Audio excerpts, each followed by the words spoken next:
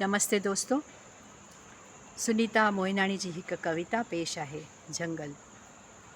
के सुवाल जज़्बाती तकलीफ़ खां ॿाहिरि निकिरी जॾहिं सम्झ जे दायरे में अचनि था, तॾहिं उहे तमामु घाटनि जंगलनि मां गुज़रणु लॻनि था।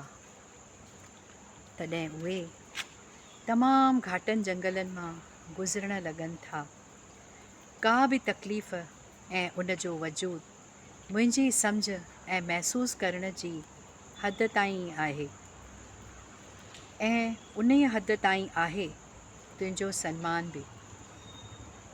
ज़ाहिर आहे, आज़ाद बि मां ओतिरी आहियां जेतिरो पाण खे रखणु चाहियां थी, जेतिरो पाण खे रखणु चाहियां थी। तूं इन्हनि घाटनि जंगलनि ॾांहुं न वञ, तूं इन्हनि घाटनि जंगलनि ॾांहुं न वञ।